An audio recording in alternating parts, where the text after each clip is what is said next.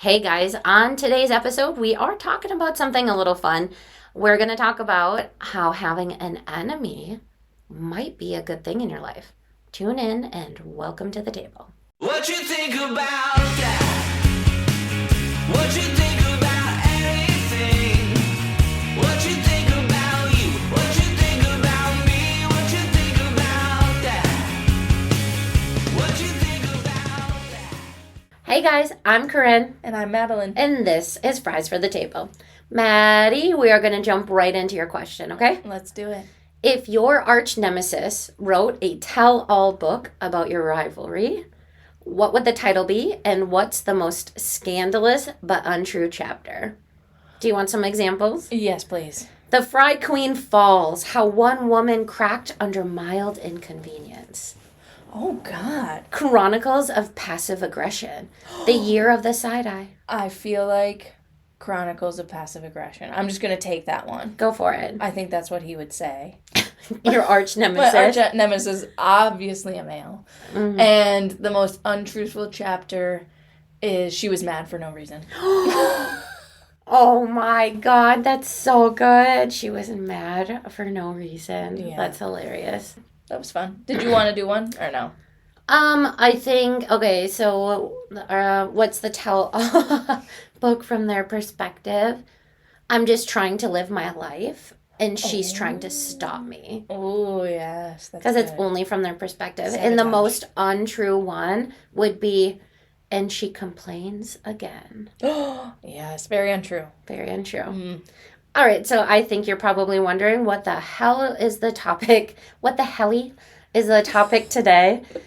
Our topic is on why we all need an enemy. Yes, this was a concept you introduced me to a while ago, and I was Yes. like, what are you talking about?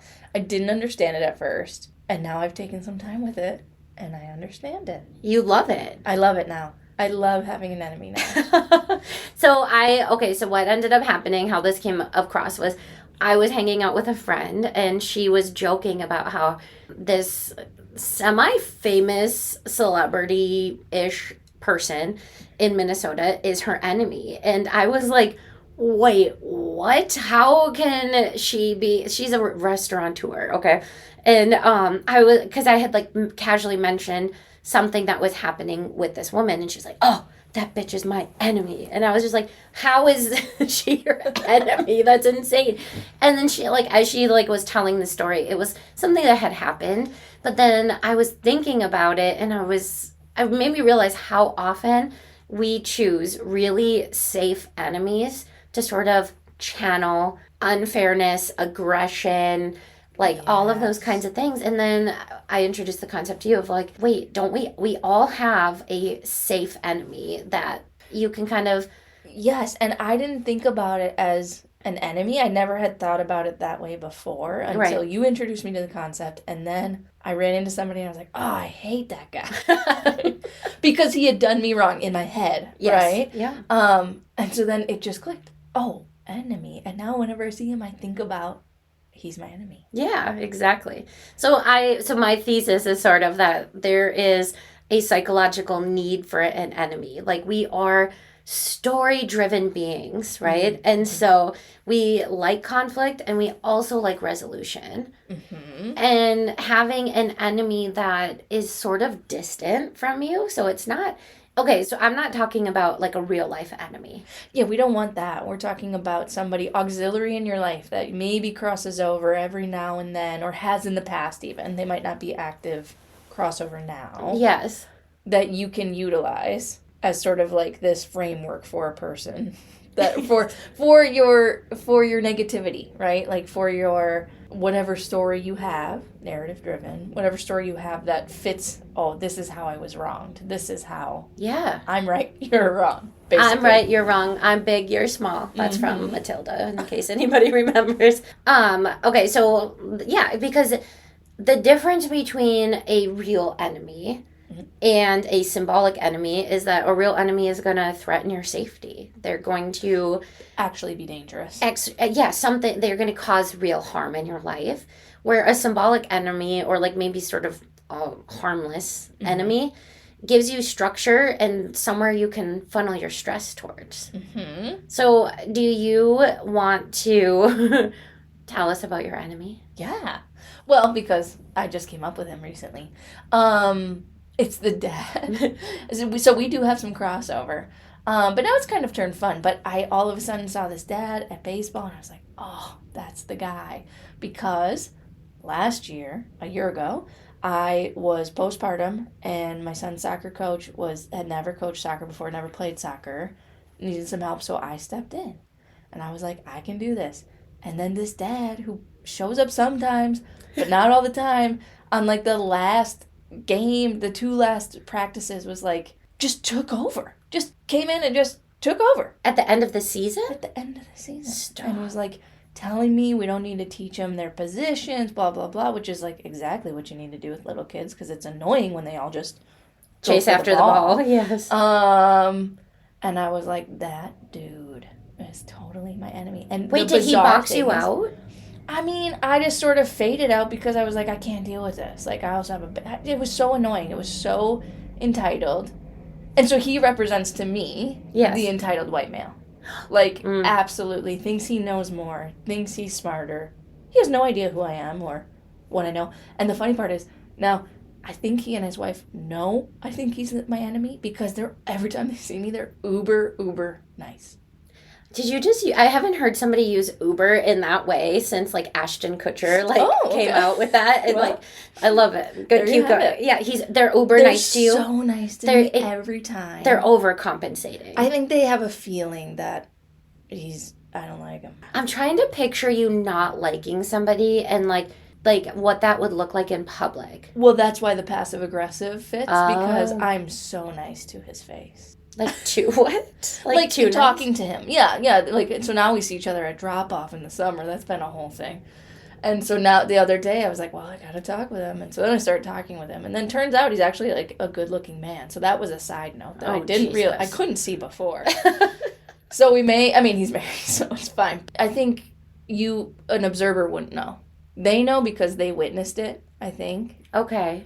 And they probably saw me like shit talking him on the side. Oh, yeah. You can always feel when somebody's talking about Yeah, you. and that was me. Right? Because Yeah. it's so rude. Wait, I'm picturing you walking up to like drop off and like you guys overly being nice in this Minnesota passive aggressive way, and like I'm just picturing it getting ridiculous where you're like, hello sir, and he's like, hello, Screaming hey with a big wave. no you go, probably. no you go first, no I insist, you go through the open door, and it's just like, and then everybody else is just like backing off slowly because they're like, This what is too happening much. here? This is too much.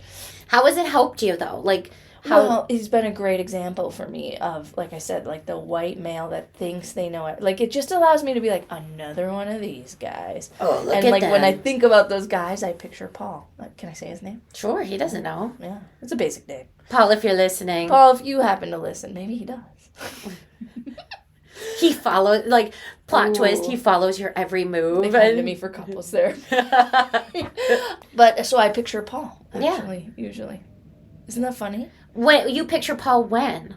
When I feel wronged, or when I feel like people are entitled, or when I feel like someone's overstepped or thinks they know more than me. Oh, this is a Paul move. Yeah, that's what I think. Yeah. It's such a primo example of like a man overstepping. Yes. Like it's a mansplaining in action, right? To take over the kids' soccer coaching Uh-huh. after I've been volunteering. Here I am doing all of the work all season long. You watched me do it. And Decided it wasn't good enough. And then now that we're at the end. And playing games, you're just gonna insert yourself as the coach Right. and go out for like the all of it. It was crazy. So it's sort of symbolic for something bigger, right? What you're saying. It's like, hey, this thing happened, and it's a symbol of entitlement that drives me crazy. So when I see entitlement everywhere, it gives me a visual. It gives me somewhere to channel. Go ahead. Can I say one more thing about entitlement and the enemies? Yeah, please. I never thought about this till now. I also think that about people in the pickup and drop-off line. Oh gosh, if you're not a parent, the pickup and drop off line is People- hell. Okay, but people are always parking in non-parking spots or the handicapped parking spots. And Yeah. my big rant about this is if everybody did that, everybody thinks, oh, I'm just running in quick. Right. Well, too bad. So are all of us. Don't park in the handicap spot if you can't have it. And that's like another metaphorical enemy. Because that's something like we were talking about before, is that the enemy can definitely be a person, but it can also be a thing. A leaf blower, a Giant big trucks. something that, that like I'm able Like, to what does channel. that represent? It represents something bigger. Yes. Yeah, exactly. So when people park in like crazy buffoons, that represents like an enemy to me. Well, it's We're not the same. that. I was just about to say, it comes all the way back to that idea of like, we love stories, right? And so what it does is it helps identify who you are in relation to this like faux enemy almost. Like, I'm not like them. Yes. My character, my morality is different. And if it's an enemy, theoretically, like, I'm better, right? Yeah. Well, I'm just saying, right? Well, like, like, when I see it's those people always- parking, I'm like, I'm better than you because I'm annoyed that I have to walk further, but that's what I have to do. I'm not going to take a spot that's not a parking spot. Yeah, that's true. I was just going to say, it always comes back to the ego. It is ego, right? It's like a Yes. way to confirm that I'm a better person, which isn't necessarily good, but we all need that sometimes. Especially if we're doing a hard thing, like, or trying not to take the easy way out. If I can make those other people the enemy, Yes. then that, like, makes it easier to make the, quote, harder decision. Out of pettiness and spite. Yes, Right? but it still works. It I works. still follow the rules. I'm 100% saying, like it can be motivating. It's a Yes. way that people have designed of, like, being able to say, yes, I'm going to go the extra couple of steps. I'm going to put my cart back. Because I'm better than Because that guy. I can't be like them. If we Yes. all did that, society would fail, right? It is that way of taking, I would always say, the one-up position, the stronger ego spot. And then it can be very motivating. It can also be motivating in, like, a longer-term strategy of your life, right? Like, those types of people or that type of thing, right? Like, I'm not a runner, but runners always do this or something like that, They right? think they own the road. They own the bikes, bikers. People love to hate on bikers. To bikers. Yeah, you and I were on a bike ride talking about that. I was like, why are they so rude? You're like, people love to hate bikers. They do, But because people are awful. yeah. Why? Well, and I think too that in this, I think that there's a lot of humor that can be found in this, like, fake pettiness. You know what I mean? Of, like, I'm not like you. Yeah. I would never leave the card out, right? And so, like, you can find that humor. I think if you start to realize that, like, these enemies, or I want to find what's like a symbolic enemy, is a way to channel something, and it's not that serious. Like, I don't want you to actually hate this person and hope bad things happen to them. Yes, it's not real. It's not real. And if you can gather that idea and hang on to it, it's very useful in your life. Yeah, certainly. And it's kind of fun. Yeah, Like you said. absolutely. Well, yeah, and so my enemy is somebody that I used to rent from. He wasn't the original owner, though, right? So this wasn't a choice that I made, was to rent from them, Yeah. rent an office space. I rented from somebody else, and then they sold the building, and this person bought it. Yeah. And then he completely worked on renovating his space, not anybody else's, right? So this was only a direct benefit. And he also chose to never inform any of the tenants when he was going to be renovating. Oh, great for a therapy office. Absolutely. Like, imagine a couple, Mid-therapy, bunch of construction. they're, like, literally sharing, like, they're, like, most intimate details, and, like, trying to, like, get help, and the wall is shaking because he's jackhammering it so he can put in a fireplace down there. Ah, And we would just say over and over, Spencer, if you just told us, fuck you, Spencer, I'm just going to say that. fuck that guy. If you just told us when you were going to be doing this, I control my schedule. I Yes. can work around you. I'm not even telling you that you need to, like, find a time that works for me. Just let me know. I'm going to tell all these people, don't come in at that time. Let's do it at this time. Let's do it at that time. Nope. And then he canceled our lease, and we had to move. That's awful. But great, because then your lease was here. And And you now had it's space so for much. me. Mm-hmm. Which is really... It all works out in the end. But look at me. I still love to hate on the guy. Can we talk really quick? Because I just had the feeling of how joining, having some sort of enemy or someone to, like, hate with, Oh, gosh, right? can be, because you were just like, fuck you, Spencer. I'm like, yeah, fuck that guy. I do It's not so know that guy. I fun. haven't been impacted. Actually, his impacting you has benefited me. But I'm like, oh, yeah, I hate him for you. That's like when I love that. when my friend told me about her enemy at first, like, I actually have always kind of like, oh, I liked this woman because she has these great restaurants or whatever. And then and I was like, oh yeah, I hate her now too. Like, it's so joining and connective to just be like, oh, they wronged you. Now they've wronged me. And that's so great, right? Yes. Like, to unite in your pettiness. Yes. I think that can be fun when people have exes, if it's not that serious, Oh, right? for like, sure. I mean, when it's really serious, that can be painful. But when it's not that serious, Yeah. to, like, hate on... I just remember being younger and just hating on friends' exes. Like, ugh, that guy? Yes. And, I mean, the friend would have to start with that, but that would be so fun. It is fun. It's so fun. Yeah. Put them together. And I think that's Think what about hitting him happened. with our car. Oh my god. Can't do that again. Again. Well, and I think that's what happens with TV, right? Reality TV. Yes, That's you have to have a villain. you have the villain, and everybody likes to talk about it. The sad thing is that's a real person, though. That's a real person. You know, we had talked about this too. Like, What? are you the villain in someone's life, right? Are you someone's enemy? Absolutely, and I have no problem with that. I think a lot of people have, like, they're like, oh, that's a horrible thought. And I'm like, if I give you some motivation to do anything, I'm happy to be your villain, right? I don't care. Yeah. I don't care. Don't talk to me about it. Yeah, you're pro, like, whatever you need to use metaphorical me for. Absolutely. I'll be that. Wait, can you think of a few people who might think that you're the enemy? You've asked me this before, and I said no. And do you remember why I said no? Because I can't be bothered with To even consider.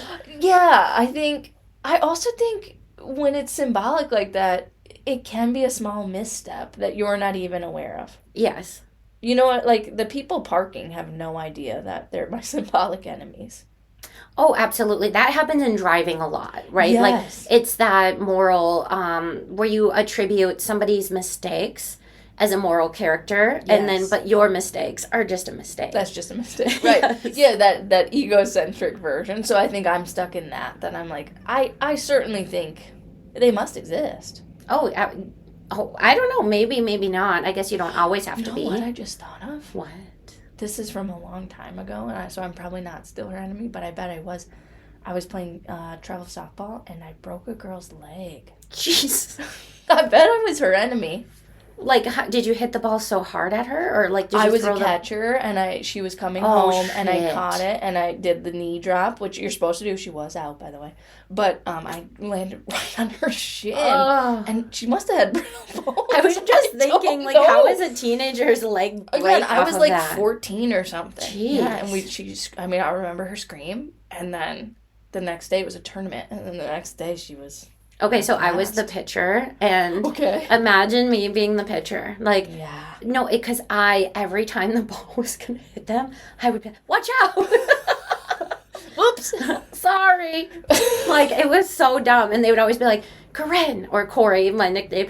They'd be like, stop apologizing. And I'm like, I just can't. Like, Can't help it. I don't mean to hurt I anybody. don't mean. But my enemy, the people who probably think, who don't like me, and I actually know they don't like me because I have a mutual friend who's like, oh yeah, this little group of people hate you. And I'm like, yeah, right back at you. Like, it's just like harmless Yeah. and just like whatever. I think that's so interesting because, like, it can be so fun and light and useful, and it doesn't have to be this super heavy, right? Like, angry, don't carry hate in your heart, don't waste your energy, hold a grudge. Whatever. Like, that can be true for the real people in your life. Yes. Like, the way that's dragging you down. But for these light, fun, auxiliary things, why not have it? And isn't it the most fun to talk about? Like, I'm thinking of like a small village where there's like a Nona and another Nona, and they like don't like each other, and just to like be like, ooh, tell me the lore. Why? And she's like, she stole my recipe. And like, you're just like, oh, that bitch. Like, Those it's old so fun. grudges with like the neighbors or like the other woman at the church or whatever little like rub friction. That's so juicy. Yes, that and kind it's of not stuff. like, oh, they did something that actually had a really big negative impact on your life. It's like my neighbors who I loved. Everybody gets on my side, and it makes me feel good. Makes me feel more connected to all of my friends. Yes, because you keep putting your garbage in my driveway, and like, instead of addressing it, I want you to be my enemy. Like, that's so silly. Like, Yes, please keep putting the garbage in the driveway because it makes for good storytelling. Exactly. I'm like, oh, listen to this. And then everybody's like, oh, what? I can't believe they keep putting their garbage. Pallets. Why do they have these things? It's so interesting. Right? And then you get to tell the story. You get to tell the lore. People get to side with you, and you feel vindicated in this petty drama that you create in your life. It's helpful. It's a way to channel a feeling of, when you're feeling overwhelmed or like you don't have much control in this world, but you know what I do have control over? Hating this. Oh, yeah. Being mad at this. This is so funny. I'm also thinking about the inanimate objects. And I'm thinking, in my life, I've seen men do that a lot. Where they hate, like, just a like thing. This friggin' lawnmower. Or like in Christmas Story, how he like hates the furnace, and he's like swearing and banging on the furnace. I feel like men do that a lot with inanimate things, like like this thing is out to get me, this tool or this whatever breaks, or Christmas Vacation too. Is the Newell Post, right? They're both Christmas movies, but where like that he's just like, oh, this frickin' thing every time, and it's so funny, and then he like saws it off. That's interesting to think about, like how the difference in genders might be like a woman may be more geared towards directing it relationally, and a man might be more directed towards putting it into a thing, an object that's just out to get him. Yeah, or like this car again. It's all, like the way they talk about it sometimes is like, like the car's out to get you. And it's like, well, I don't think that's the situation. And isn't it funny though, like as you're saying that, I'm kind of thinking about how if you were to describe that to the other gender, that it would be like, oh, that's so silly. Like, I'm going to assign a value to it of like, it's a car, man. Like, it can't get you. Like, this is silly. And like, vice versa. Like, really, this person that you haven't had contact with in like 7 years, you still hate Spencer? Like, hell yeah, I do. Like, it might seem silly to the other person. Well, but that's where it's safe. That's where it's safe. And we're just kind of in this like love and light sort of wellness era that I'm like, it is missing something. And maybe it's missing the spiteful, fun enemy part. Yeah, that could be. Like, it can't all just be floaty, can it? No, I mean, it's funny that you're saying that because, like, being therapists, we're like, when people, like, come at you and they're like, you couldn't possibly think something like that. You're a therapist. And you're like, still human. Still a human being. Yeah, and honestly, like, having some of this, like, spiciness or this rawness is, like, very real and necessary way of channeling so much feeling that, like, it's harmless. I think it's harmless. Wait, could it not be? Is it helpful? Okay, yes. Oh, you were going a different direction. The opposite direction. How could it be harmful and how could it be helpful? Okay, I mean, so we've already talked about how it's helpful because it feels safe. We can channel some of the negative energy. It might help us move that through our bodies, whatever. And then, can it be harmful? Can it be not helpful? Avoidance, maybe. So, like, if this thing that you're, hating or something like that is a way to avoid the actual topic, maybe that's where it, like, becomes something that is sort of misdirected. This can happen to me. I'm nervous to say this, but sometimes I can see people who are a lot wealthier than me as sort of a villain. And that could be more of like, oh, I wish I had that. Sure. Does that make sense? Like, yeah, absolutely. Instead of acknowledging my own feelings of lack or something, I like to make them and their big black SUV the problem. Oh, yeah, like that. Like, oh, you just think you own this parking lot with your big black Wagoneer. Right, or you and your giant house, you don't know what real problems are. Like that kind of thing. Yeah, like maybe I metaphorically make that the problem and not the enemy instead of being like, oh, maybe I want to big black SUV. Yeah, I mean, the one I'm thinking of is sort of, the almond mom or something like that, where it's like, I can't believe that person is wearing that, or how dare they take up space in this way. And in reality, you're not confronting your own issues with diet culture. Yeah. Right? And so you're gonna hate on people who are confident and comfortable showing off whatever they want to show off, and you're gonna say that's inappropriate. They shouldn't do this, da da da. And like, I think in those ways, like, I think that's where a lot of people can like look at somebody else and be like, whoa, like this feels deeper. This feels like you're not addressing something that's going on with you, and that's like an internal projection versus this is a safe outlet. You see what I'm saying? Yeah, there's some funny, light friction here. I mean, I guess it can be a little bit serious at the time. Right. But you have to be enough removed to get to this place with it. Like there's just some friction instead of... Yes. Sort of maybe they feel like judgment comes along with it that's making them your enemy. Absolutely. And like, yeah, so I think that's where it's really, where a helpful enemy is going to be in that zone of, this is a way, as an outlet, this helps motivate me and whatnot. But when it's coming from a place of like, you're obviously avoiding something deeper, and you're projecting as a way to, say that this person, not in a light way of like, I'm not like them, so I'm going to do the right thing. I'm not like them, they're wrong. Yeah. That's where it becomes harmful. Also, I just thought of something with my own enemy. Okay. It could be, it's light, it's fun, he's remaining my enemy. But, like, that I didn't feel good that I didn't set a boundary. I didn't say, like, hey, I have this. Oh. Like, there's some information there, maybe, even if it is light. Maybe there's some information about, like, what is it about this person? Or maybe for yours, it's, like, not having the power to choose who your landlord is, or... I don't know, just like some things like that, or it felt disempowering, and so it's like, how can you gain information from this light, fun thing? Absolutely. So it's almost like the imaginary enemy is a way for you to re-deal with the thing that you wish would have happened. Yeah. Right? And so it's like, sort of in my version of events, I'm the hero and you're the enemy, because if this would have gone the right way, I would have stepped up and said, I'm the coach. You'll get the back seat over here.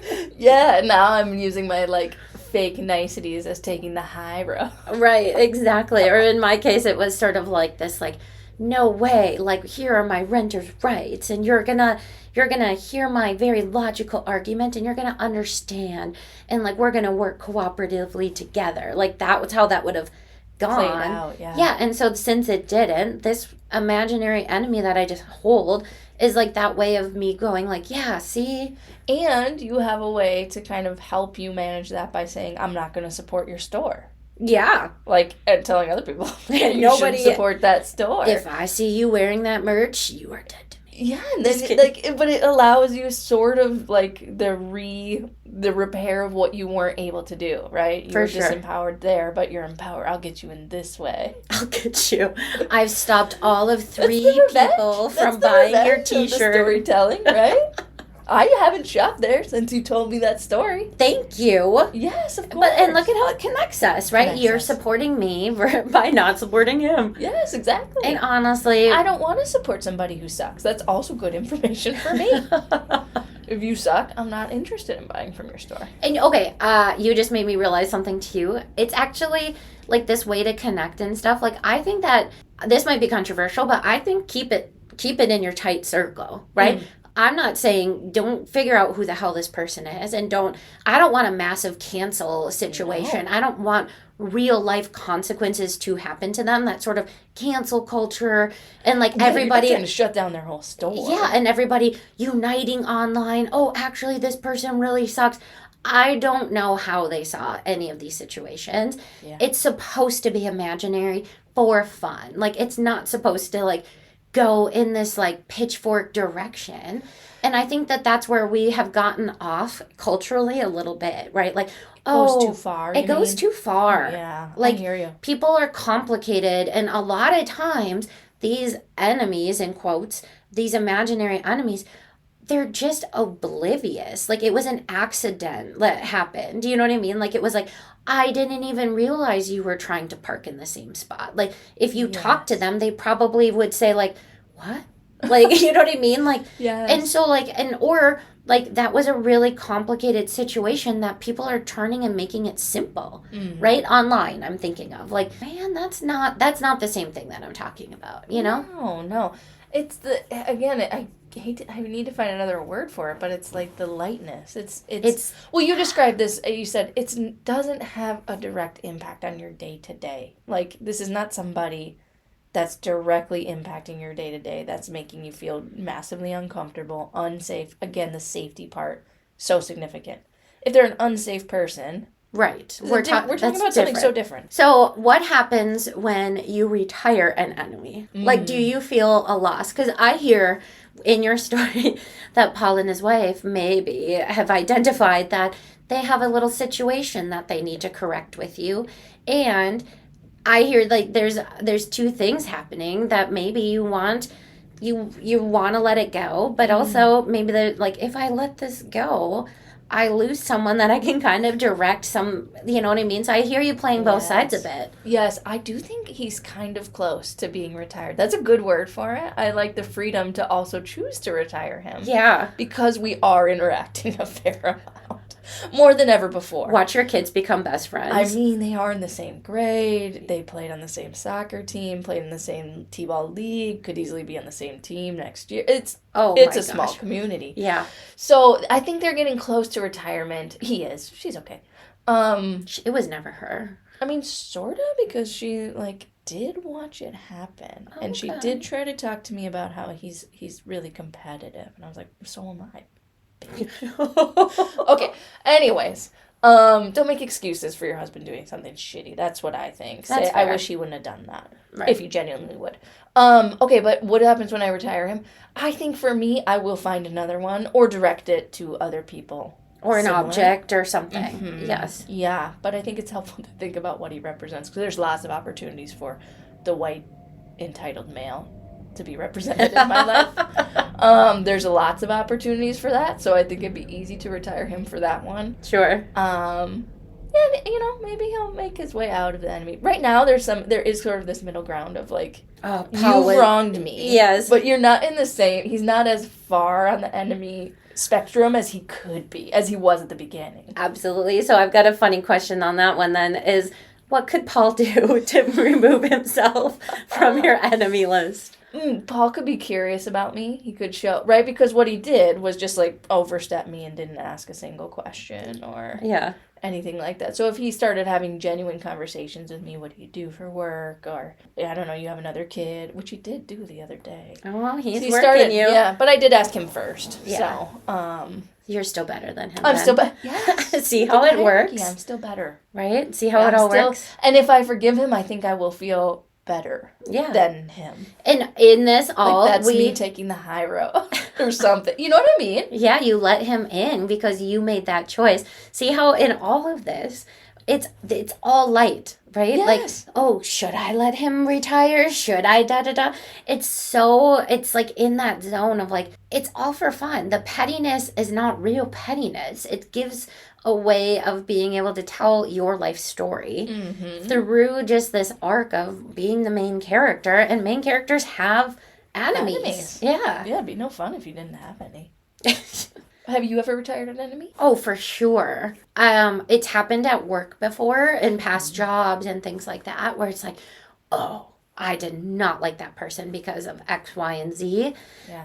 And then you find yourself working a late shift with them. You're getting to know them on a deeper level. And then I think I am pretty quick to let it go. I'm not like a big grudge holder. That seems on brand for you. Yeah, but, like, also, and not in this, like, oh, I'm better than way. It's just more like, I'm done with this now. I'm done. Yeah, that's like, it. I'm done. Like, it's sort of the ADHD of, like, let's find a different one, and that's fine. Yeah, it's interesting in your example and my examples, and I think that's kind of the component of all of this, too, is you don't know, once you start to know people, it's hard to keep them your enemy. Oh, absolutely. That's the thing, is, like, that's what comes up all the time for people, is, like, the more you learn about them, it's pretty rare to meet somebody who's truly like who's evil and you can't see their perspective, you know what I mean? But there are, I mean, remember that one that I said, I'm definitely the enemy, or like a enemy, and an enemy in their life is I don't like that person, and that's why they don't, like, I know them deeply Yeah. and I don't care for them. It's just not happening. And so that's also when you look at of, am I okay with being an enemy in certain people's lives? You know, like sometimes, like, hell yeah, like, because I know you and I don't have much respect for how you live your life, and so you want to hate me, go for it. Like, I could care less. Ooh, that's also I'm not like you. I'm fine to be your enemy because I'm not like you. Yeah, exactly. You know what I mean? Yeah. There's also we're not the same. No, we're not So the same. if you need to make me your enemy, that's fine. Go ahead. Mm-hmm. It proves my point. It proves, and I'm on top and right again. Yes. Like, There is so much about feeling right and righteous that does feel nice in these little ways. Don't get stuck there in the serious ways, my God. yeah. But in the fun little ways, it does feel good, doesn't it? It does. That's the hero arc, right? Yes. Like main character energy, all of I'm that. the best. I know. I make the right choice. So if your life is feeling a little boring right now, maybe you need an enemy. That might be it. Like, you just need to spice it up a little bit. Think about who in your life could have been an enemy or find one. Yeah, or you probably actually already have one. You just haven't thought about it in this way of like, how does this serve you? How is it helpful?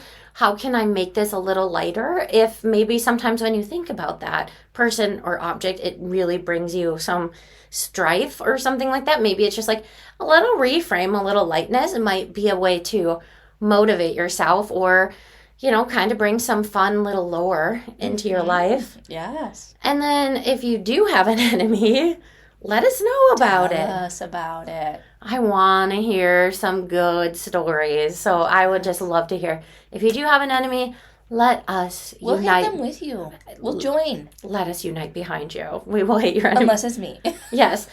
So I feel like we got there. Yeah, we got there. All right. So what are you loving right now? I know we've talked about this before, but I think it can't be said enough. Not saving the nice things. You know, that's kind of a trend right now. And I've been burning the heck out of candles. And they smell so good, and I love them. And Good for you. you know, sometimes I'll use this little fragrance roll-on I have. I put it on at night. Do you know that people do this? Yeah. I didn't know that. But Yeah. it feels so luxurious, and I just feel like, yeah, I'm done like waiting to save the nice thing. I love that. I would say mine right now is noticing symbols, right? Like signs, like That's looking for the magic and stuff, like the birds, right? I've been seeing unique birds that just keep showing up, and we're pretending it means something. That's the symbolism. Yeah. Yes. And then, you know, just, like pulling tarot cards and doing all of that. I think it just adds a little fun. And whether it's real, whether it's not, it just makes it a little more fun in life. I love that. All right. Should we get the check? What you think about that? What you think about anything? What you think about you? What you think about me? What you think about that? What you think about that? Hey, you guys, Corinne here. Thank you so much for listening. This helps Maddie and I so much, and we appreciate each and every one of you. We also appreciate when you leave a comment or you share it to a friend, share it to an enemy. That's a perfect person. If you hate us and you hate this podcast, send it to them too. You can find us on socials. On Instagram, we are Fries for the Table Pod. On TikTok, we're Fries for the Table Pod, and we would love to read your comments on anything that we're talking about, and especially Maddie's question. That's a super fun one. Thanks for listening, and we'll see you at the table.